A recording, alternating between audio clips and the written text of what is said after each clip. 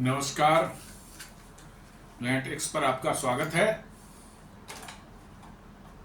और हमेशा की तरह निवेदन है आपसे, प्लैनेट एक्स को सब्सक्राइब करें, बेल आइकन दबाना बिल्कुल ना भूलें, हमारे वीडियोस को लाइक करें और फ्रेंड्स एंड फैमिली के साथ जरूर शेयर करें।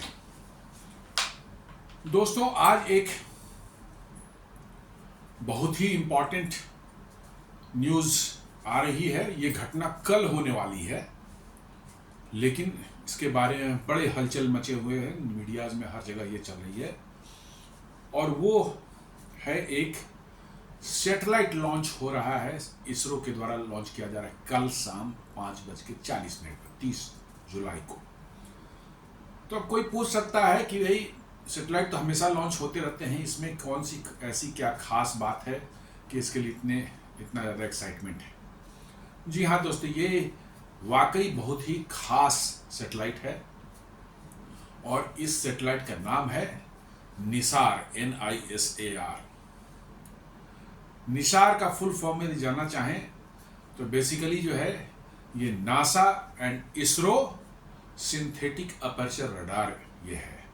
बेसिकली ये अर्थ ऑब्जर्वेशन सैटेलाइट है, लेकिन दुनिया में तो बहुत से अर्थ ऑब्जर्वेशन सैटेलाइट लॉन्च किए जाते हैं हमेशा, भारत ने भी बहुत से लॉन्च किए हैं, लेकिन ये उन सबों से बिल्कुल डिफरेंट है। और इसके लॉन्च होने के बाद से भारत में अर्थ के क्लाइमेट के बारे में, अर्थ की वाटर रिसोर्सेज के बारे में, ग्लेशियर्स कैसे हमारे मेल्ट हो रहे हैं, हमारे फॉरेस्ट का क्या कंडीशन है, फॉरेस्ट में आग कैसे लगती है, धरती के नीचे किस तरह से माइक्रो मूवमेंट जो अर्थ का होता है, क्रस्ट का, जो बाद में हो सकता है बड़े अर्थक्वेक में कन्वर्ट हो जाए, उन सबों पर नज़र रखने के लिए क्रॉप पैटर्न कैसा है, क्रॉप जो है वो उस जगह की हीट की कंडीशन कैसी है, हमारे हीट आइलैंड जो हमारे शहर बन गए हैं, तो क्लाइमेटिक मैनेजमेंट हमें कैसे करनी चाहिए, इन सबों के बारे में इतना बड़ा डेटाबेस ये देने वाला है ये सैटेलाइट हमें, और इसीलिए ये खास है। और ये जान लीजिए कि दुनिया में अभी तक इतना महंगा सैटेलाइट लॉन्च नहीं किया गया था अर्थ ऑब्जर्वेशन के लिए। जो है नॉर्मल अर्थ ऑब्जर्वेशन के लिए सैटेलाइट्स होते हैं उनसे ये 5 गुना महंगा है, और इसीलिए ये खास है। और इसको 50-50 ज्वाइंट वेंचर पार्टनरशिप है भारत का के इसरो का और अमेरिका के नासा का, national aeronautics and space administration. ये डेटा जो है ऐसा नहीं है कि कोई डेटा मतलब कि जो है इसको सिर्फ भारत का रहेगा, नहीं, ये पब्लिक डोमेन में डेटा आएगा। इसको दुनिया के और देश भी इस्तेमाल कर सकते हैं, हम तो करेंगे ही, अमेरिका भी करेगा, दुनिया के और देश भी इस्तेमाल कर सकते हैं। और ये बहुत ही ज़बरदस्त जानकारियाँ और डेटा हमें देने वाला है अर्थ के बारे में, अर्थ के माइक्रो मूवमेंट्स, सरफेस पर, सरफेस के अंदर कैसे ग्लेशियर्स हमारे मेल्ट हो रहे हैं, कैसे हमारे अंटार्कटिका और आर्कटिक में और अंटार्कटिका में जो है हमारे जो है ये आइस मेल्ट हो रहे हैं। ये सारी चीज़ें जो हैं ये हमें एक जगह उठाकर देने वाला है, और ये इतनी वॉल्यूमिनस डेटा होगी कि आप उसका अंदाज़ा लगाना मुश्किल है हमें भी। 80 टेराबाइट्स ऑफ डेटा ये पर डे जनरेट करेगी। अब इसको हम जान लें, इसमें वेडिंग ऑफ 2 जायंट्स है, एक तरफ जो है नासा है और एक तरफ है इसरो। नासा को माना जाता है ये अर्थ स्पेस पायनियर है। जी हाँ, बिल्कुल इसको माना। नासा ने जो है मनुष्य को चांद तक भेजा है, मंगल ग्रह पर जो है उसके जो रोवर्स जो है वो उतर चुके हैं और काम कर रहे हैं, 10-10, 12-12 साल से उनके रोवर्स काम कर रहे हैं वहां पर। इनके बनाए जो है स्पेसक्राफ्ट वॉयेजर 1 और वॉयेजर 2, अब तक मनुष्य द्वारा बनाए गए कोई भी ऑब्जेक्ट जो है धरती से इतनी दूर तक कभी नहीं गए थे, जो कि करीब 35 to 36 बिलियन किलोमीटर दूर जा चुके हैं और अभी भी जा रहे हैं। इनको भेजा गया था 70s में, जो है 45 ईयर्स हो चुके हैं इनके, मतलब इनका लाइफ हो चुका है, लेकिन ये अभी भी बढ़ते जा रहे हैं, चलते जा रहे हैं। और कब तक चलेंगे, शायद 2030 तक जो है इनकी, जो इनका पावर सोर्स जो है आरटीजी जिसको बोलते हैं, radio isotope thermo electric generator, वो शायद पावर देना बंद कर दे तो शायद वो कर दे। इसलिए नासा निश्चित रूप से जो है अर्थ में, ये स्पेस के मामले में पायनियर है। और इसरो क्या है, इसरो एक जीनियस है लो कॉस्ट इनोवेशन के लिए। उसी सेटेलाइट्स को जो है दूसरे कंट्री लॉन्च करते हैं, 5 गुना 6 गुना कॉस्ट उनको पड़ता है, और उसी को नासा जो है बिल्कुल लो कॉस्ट में 1/5 1/6 कॉस्ट में जो है उसको लॉन्च कर देते हैं। तो NASA ISRO is known for low cost innovation के लिए। तो ये दोनों ही दुनिया के बहुत ही खास माने स्पेस साइंस से जुड़े हुए संस्थाएं हैं। इन दोनों ने कोलैबोरेट किया है, 50-50 का कोलैबोरेशन है, और इसको मिलकर के दोनों करने वाले हैं और डेटा भी शेयर करेंगे। What exactly is NISAR? NISAR है क्या? It can detect how ice melts in Antarctica, how a forest regrows. कोई फॉरेस्ट यदि छोड़ दिया जाए तो खुद ग्रो करता है अपने लिए, तो कैसे रीग्रो करता है, या फॉरेस्ट ग्रो कर रहा है तो कैसी कंडीशन है उसकी, कंडीशन अच्छी है या कि डिटोरिएट हो रही है। How farmland sinks by 2 cm after over extraction of ground water.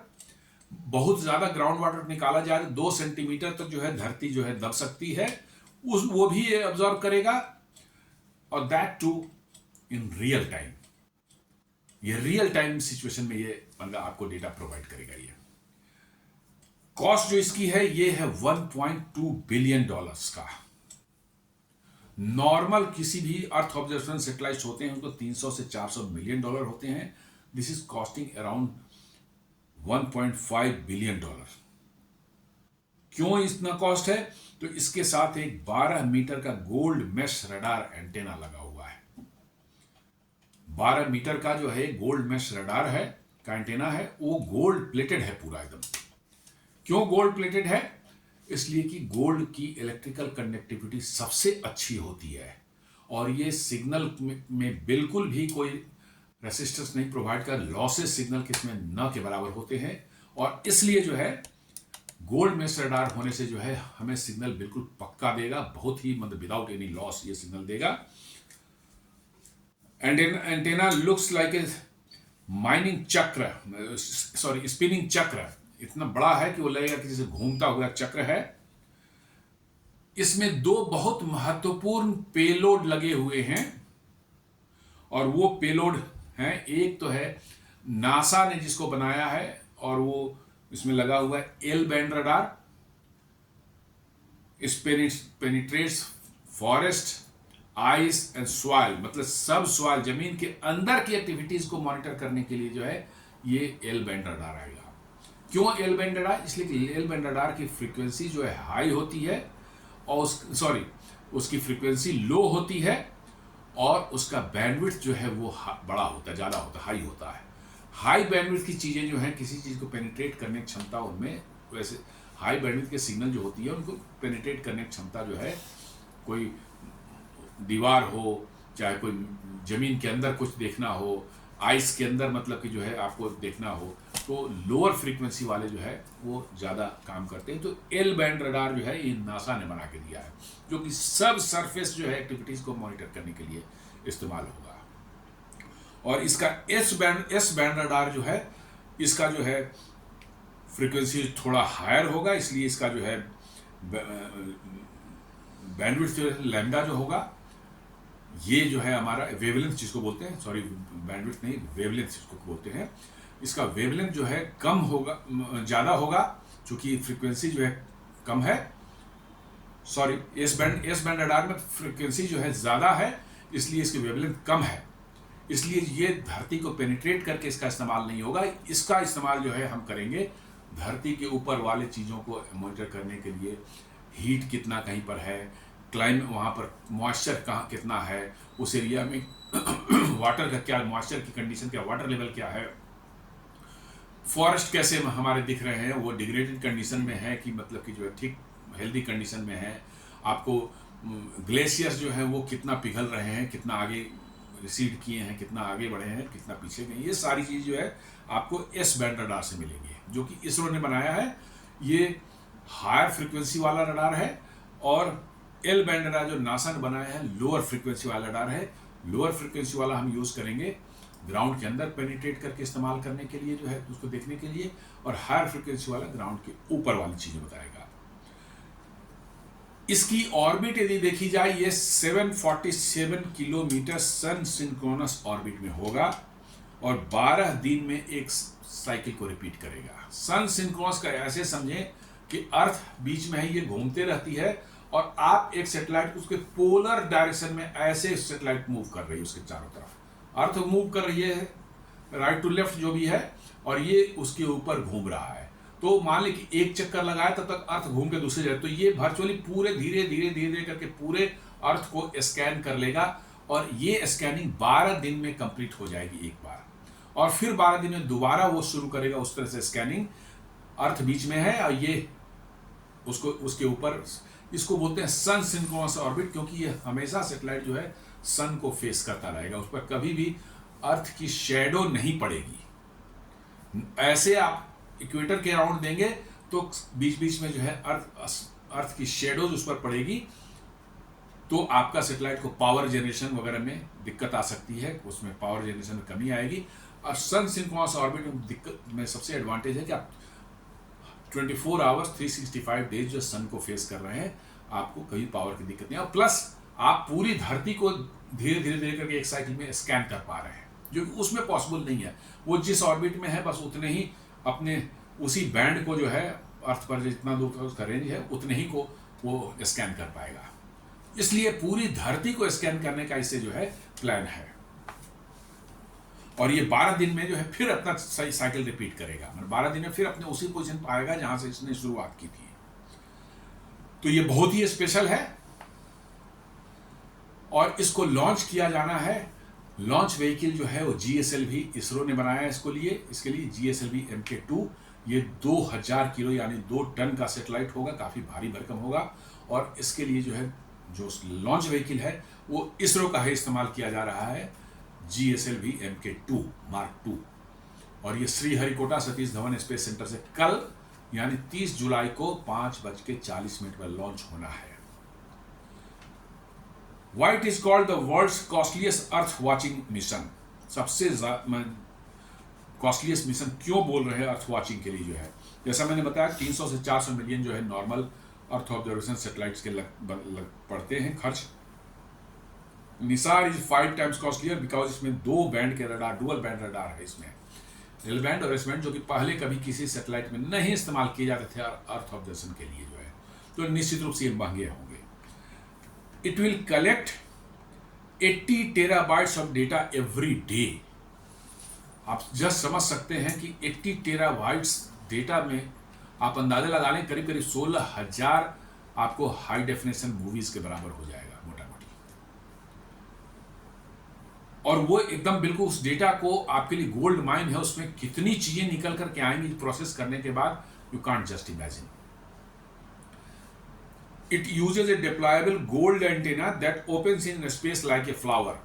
Antenna fold रहता है और स्पेस जाके फ्लावर जैसा खुल जाएगा, और गोल्ड प्लेटेड है बिकॉज उसकी कैरेक्टरिस्टिक, इलेक्ट्रिकल कैरेक्टरिस्टिक बहुत हाई स्टैंडर्ड का हो, उसमें बिल्कुल किसी तरह का लॉसेज एंटेना में सिग्नल का नहीं हो, और बिना लॉस के एंटेना धरती से वो रिसीव कर सके सैटेलाइट के लिए, और सैटेलाइट से जो है धरती को भेज सके। इसलिए वो इन कारणों से जो ये बहुत महंगा मतलब कि जो सैटेलाइट है एज कंपेयर टू नॉर्मल किसी भी अर्थ ऑब्जर्वेशन सैटेलाइट से कंपेयर करें तो। इसके जियो पॉलिटिकल सिग्निफिकेंस क्या है? Why this is a game changer for India? India के लिए आखिर क्यों इसको माना जा रहा है कि गेम चेंजर होगा? बिकॉज कि ये आपको इतनी इंफॉर्मेशन अर्थ के बारे में देगा कि वर्चुअली आप एक इंफॉर्मेशन सुपर पावर बनने की कंडीशन में आई है। धरती पर अभी तक इतनी इंफॉर्मेशन धरती के को माने वॉच करने वाले सैटेलाइट्स ने कभी नहीं दिया है जितना ये देने वाला है, और ये आपके पास डेटा रहेगा, आप दुनिया को दे सकेंगे, तो समझ लीजिए दुनिया में आपके नॉलेज की पावर कितनी ज़्यादा मतलब कि जो है बढ़ने वाली है, और दुनिया दुनिया आपका कितना लोहा मानने वाली है। India becomes a knowledge superpower as Nisar will produce petabytes of data freely available to the world। और भी दुनिया को फ्रीली अवेलेबल होगा, उसके लिए कोई चार्जेस नहीं लेंगे, कोई भी एजेंसी चाहे, कोई भी देश चाहे इसको इस्तेमाल कर सकता है।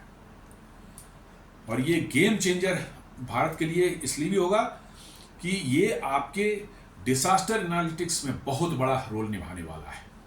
यदि धरती के अंदर में थोड़ी बहुत कहीं मूवमेंट दिख रही है, अंदर में, ऊपर से नहीं दिख रही लेकिन अंदर में दिख रही है, तो आप शायद वहाँ बहुत बड़े लैंडस्लाइड का या कोई बहुत बड़े अर्थक्वेक का जो है आप एक सिम्टम मान सकते हैं और प्रीएम्प्टिव एक्शन ले सकते हैं। उसी तरह से जो है कहीं वॉल्केनिक एक्टिविटी दुनिया में कहीं हो रही है, अंदर में मैग्मा जो है बहुत ज़्यादा जमा हो रहा है, पुश कर रहा है क्रस्ट को ऊपर की तरफ से, तो वॉल्केनिक इरप्शंस यदि हो जाए तो आप शायद पहले ही उसका डेटा दुनिया को दे सकेंगे कि हाँ साहब आने वाला है, प्लीज टेक प्रिकॉशनरी मेजर्स। और साथ साथ जो जियो इकोनॉमिक्स ऑफ क्लाइमेट नेगोशिएशंस, आप जानते हैं, आप खासकर अमेरिका को देख लें, क्लाइमेट नेगोशिएशंस की बात आती है तो अमेरिका किसी की बात ही नहीं मानता है, बोलता है सारी सब क्लाइमेट चेंज और ये temperature rise of in temperature, ये सारी चीज़ें बकवास, हम इसको नहीं मानते हैं। Because there is no authentic data. आप कुछ बना के देते हैं, कोई बना कर थेसिस लिखता है कहता कि तो उसका अपना ओपिनियन है, लेकिन अब जो है सेटेलाइट बेस्ड जो है रियल टाइम ऑथेंटिक डेटा आपके पास आएगा तो कोई देश इसको नेग्लेक्ट नहीं कर सकता, उसको धता नहीं बता सकता कि नहीं हम इसको नहीं मानते। तो आपको क्लाइमेट नेगोशिएशन जहां होंगे वहां पर ये एज ए टूल काम करेगा, और आपका देखिए ये डेटा बता रहा है ऐसा हो रहा है इसलिए क्लाइमेट चेंज हो रहा है, तो ये जो प्रपोजल है इसको आपको मानना पड़ेगा। तो वैसे देश यूरोपियन और अमेरिकन जो है अब तक जो है जो डेटा को लेकर हमेशा संशय उनके मन में रहता था और हमेशा उसको गलत साबित करके जो है कहते थे कि हम क्लाइमेट नेगोशिएशंस में अपना किसी तरह कंप्रोमाइज नहीं करेंगे, now they will be the dog, क्योंकि उनको जवाब देना पड़ेगा कि ये data real time data generate हुआ है, you can't deny it just like. How it will boost India in the global space race, कैसे इंडिया को ये स्पेस रेस में एक ग्लोबल पावर बना सकता है। ये डेटा का आपको मैंने बताया कि इतना बड़ा चंक आपके पास जमा हो जाएगा कि वर्चुअली दुनिया के हर देश आपको डेटा के लिए आपके सामने आएंगे कि भाई हमें भी डेटा दीजिए। आप फ्री में देंगे जरूर बात है, लेकिन उनको आना पड़ेगा आपके पास, आपसे मांगना पड़ेगा डेटा अपने देश के लिए। तो ये आपकी एक बहुत बड़ी एक नॉलेज पावर क्रिएट होगी which will help you in many ways. Space race today is not just about rockets. आज सिर्फ रॉकेट को छोड़ना, सैटेलाइट को छोड़ना वो नहीं है। It is about who owns Earth's data, किसके पास अर्थ का डेटा है वही माना जाएगा स्पेस रेस का champion. NISAR places India at the centre of global environmental intelligence. NISAR के लॉन्च होने के बाद जो है India will be treated like a intelligence of global environment. कहीं भी इन्वायरमेंट कुछ हो रहा हो उस पर भारत की नज़र रहेगी, और देश चाहेंगे तो भारत उनको इन्फॉर्म कर सकता है कि आपके यहाँ ये हो रहा है, आपके यहाँ देखिए फॉरेस्ट फायर यहाँ पर लगने वाला है, या यहाँ पर मतलब कि जो है आपकी धरती खिसकने वाली है, यहाँ पर आपका जो वॉल्केनिक इरप्शन होने वाला है, आपके जो ग्लेशियर्स जो है वो पिघल रहे हैं तेजी से। ये इन्फॉर्मेशन भारत दुनिया को दे सकता है, और नॉलेज ही पावर है आज के दिन में। आज के दिन में जो है मॉडर्न जमाने में नॉलेज इज पावर। नॉलेज जिसके पास होगा, डेटा जिसके पास होगा, उसी की पूछ होती है। क्रेडिबिलिटी में आप देख रहे हो, launching other satellite to building with NASA. NASA के साथ मिलकर आप सैटेलाइट बना रहे हैं और उनके सैटेलाइट्स को लॉन्च भी आप कर रहे हैं। ये बहुत बड़ा माने वो है क्रेडिट है आपके लिए जो है। In 2013 India launch NASA satellite NISAR precursor, SMAP बोलते थे उसको, वो भी नासा ने बनाया था, उसको भारत ने ही, इसरो ने लॉन्च किया था। इन 2025 इंडिया को डिजाइन द सैटेलाइट। 2025 में जो है भारत ने उनका मिलकर के ये निसार बनाया। एसमैप तो उनका अपना था, लॉन्च किया था इसरो ने, इस बार जो है दोनों ने मिलकर बनाया है और लॉन्च इसरो कर रहा है। तो आपकी क्रेडिबिलिटी दुनिया के सबसे बड़े स्पेस ऑर्गेनाइजेशन जो है नासा, उसके साथ जो है आप काम कर रहे हैं, बराबरी का काम कर रहे हैं, 50-50 बेसिस पर जो काम कर रहे हैं। This is not a small thing, ये बहुत बड़ी चीज है। स्पेस इंफ्रास्ट्रक्चर जो आप देखें, ISRO developed S band radar, spacecraft बस, लॉन्च व्हीकल GSLV Mk2 और transfer of knowledge of cryogenic engines, और ये सब चीजें इसरो ने किया है। तो इसरो के पास एक बहुत बड़ा टेक्निकल नॉलेज बेस है, ये अब दुनिया मान रही है, इवन नासा भी इसको एक्सेप्ट कर रहा है कि ISRO is a space power. ऐसा नहीं छोटा मोटा कुछ है वैसे नहीं, इसको कॉम्प्लेक्स मतलब कि जो है स्पेस ऑपरेशंस जो है इसरो कर रहा है। अभी 2 साल पहले जो है, जैसे स्टारलिंक सेटेलाइट के जो है लॉन्च होती है एक साथ में 50-50, 60-60 सेटेलाइट जो है SpaceX लॉन्च करती है, उसी तरह से एक सेटेलाइट ब्रॉडबैंड के लिए OneWeb कंपनी है यूके की, उनके भी सेटेलाइट इसरो ने लॉन्च किए, जिसमें एक साथ 36 सेटेलाइट लॉन्च किए गए थे। अभी 1.5 साल पहले की बात है, यूक्रेन वार शुरू होने के जस्ट बाद, क्योंकि पहले वो रसिया से लॉन्च करवा रहे थे, रसिया ने मना कर दिया था, तो वो भारत के इसरो ने 36 सेटेलाइट एक साथ लॉन्च किए थे OneWeb के। OneWeb का पार्टनरशिप जो है एयरटेल के साथ भी है, तो Airtel is also partner in that. तो स्टारलिंक के लॉन्च होने के साथ वो भी OneWeb भी शायद भारत में जल्द ही लॉन्च होने वाला है। तो अब ये क्या कि निसार से भारत को कैसे जो है साइंस को कैसे ये पूरा बदल देना, अर्थ साइंस को खासकर जो है पूरी तरह से कैसे ये बदलने वाला है। डिसास्टर प्रेडिक्शन, यदि आपको थोड़ी, आजकल देखते हैं कितने बड़े बड़े भूकंप दुनिया में आ गए, यदि हम भूकंप का प्रोडिक्शन कर पाए तो शायद इससे बड़ी डिसास्टर मैनेजमेंट चीज दुनिया में नहीं आज तक हुई होगी। और ये निसार में थोड़ी बहुत, मैं नहीं कहता कि ये पूरा कर पाएगा, बट अर्थ के अंदर में अर्थ की मूवमेंट जो है उसको मॉनिटर करने की ताकत इसमें है निसार में है, और इससे जो है कुछ हद तक भूकंप की या लैंडस्लाइड को आप शायद प्रेडिक्ट कर सकते हैं, कुछ हद तक मैं बोल रहा हूं। Infrastructure safety, the world's inspector general, infrastructure safety भी बहुत बड़ी कंसर्न है।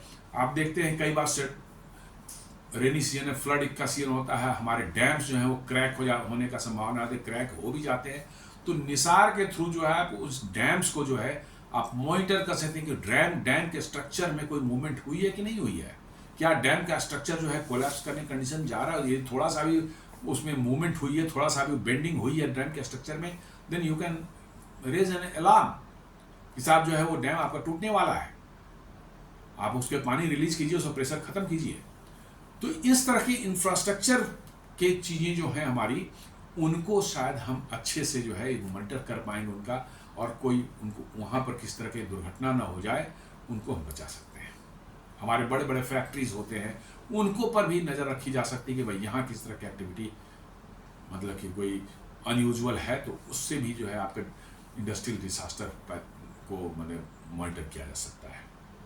एग्रीकल्चर एंड वाटर, मतलब कि जो है वाटर की अवेलेबिलिटी जो है एग्रीकल्चर की कितनी वाइटल है, इसके लिए कुछ कहने की जरूरत नहीं है। वाटर की अवेलेबिलिटी और वाटर का क्या कंडीशन है उस एरिया में जो है मॉइस्चर कितनी है आपके मिट्टी में जो है जिससे जो है खेती की जा रही है, ये सारे के सारे डेटा निसार जो है आपको रियल टाइम सिचुएशन में देगा, और इससे जो है किसानों को आप अलर्ट कर सकते हैं कि किस तरह की खेती वो करें, जहाँ वैसी खेती करें, यदि पानी की कमी और मॉइस्चर कमी उस एरिया में है तो वैसी खेती करें, जो क्रॉप को की खेती करें जहाँ पर कम पानी की जरूरत पड़ती हो, या एक्सेस वाटर कहीं पर है तो उसको कहीं डाइवर्ट करके, किसी एरिया में वाटर की स्कार्सिटी है तो कैनाल उस एरिया में है तो कैनाल में स्पेशल उस टाइम के लिए थोड़े समय के लिए पानी दिया जा सकता है ताकि वहाँ क्रॉप फेलियर ना हो। बहुत तरह की इस तरह की वाटर मैनेजमेंट और सब की आती है, तो हमारे फार्मर्स को डायरेक्ट इससे लाभ होने वाला है। Inspiring a new generation space dreams without borders, basically इसका कहना यह है कि भाई ये निसार के आने के बाद से जो बहुत से यंग ब्रेन्स जो अपने देश के हैं या बाहर के भी देशों में हैं, उनमें स्पेस साइंस के प्रति एक विशेष मतलब, क्योंकि अर्थ का डेटा जो आपको इतना वॉल्यूम में आएगा उससे सो मेनी एक्टिविटीज जनरेट होंगी, सो मेनी रिसर्च उससे वर्क उससे होंगे, और वो कौन करेंगे? ये हमारे यंग जनरेशन जो है वही करेंगे। तो एक मैंने समझिए कि बड़े पैमाने पर जो है हमारे यंग जनरेशन जो है स्पेस के डायरेक्शन में के स्टडीज और स्पेस के बारे में जो है उनका झुकाव होगा। ये बहुत बड़ी चीज़ हमारे सोसाइटी के लिए होगी। और क्लाइमेट चेंज जो है अब कोई गेसवर्क नहीं रहेगा, ये पूरी तरह से फुल प्रूफ डेटा के बेसिस पर क्लाइमेट चेंज की बात होगी, और देशों को मानना पड़ेगा कि भाई क्लाइमेट चेंज इज कोई ऐसी फालतू की बातें नहीं है, रियल है, दिस इज रियलिटी। तो ये सब बहुत सी बातें हैं जो कि आने वाले समय में और भी पता चलेगा, but it is a really historic moment for Indian space research और इसरो के लिए और भारत के लिए भी, क्योंकि इतना इंपॉर्टेंट, इतना कॉम्प्लेक्स सेटेलाइट जो है आज तक लॉन्च नहीं हुआ था अर्थ ऑब्जर्वेशन के लिए। सेटेलाइट्स और भी हुए हैं, बहुत से कॉम्प्लेक्स सेटेलाइट होते, बट अर्थ ऑब्जर्वेशन के लिए इतना बड़ा और इतना कॉम्प्लेक्स सेटेलाइट कभी लॉन्च नहीं हुआ था। लेट अस प्रे कि tomorrow's launch is a success, और ये भारत के लिए समझिए कि एक नॉलेज का गेट खोलने वाला है, डेटा का जो है बहुत बड़ा भंडार आपको मिलने वाला है, और दुनिया आपके साइंटिफिक प्रोग्रेस को मानने को मजबूर होगी। तो दोस्तों ये एक छोटा सा विश्लेषण था निसार सैटेलाइट जो कल लॉन्च होने वाला है इस पर। उम्मीद करता हूँ वीडियो आपको पसंद आया होगा। आपसे निवेदन है कि आप इसे लाइक करें, फ्रेंड्स एंड फैमिली का शेयर करें, प्लैनेट एक्स को सब्सक्राइब करें और बेल आइकन दबाना बिल्कुल नहीं भूलें। धन्यवाद।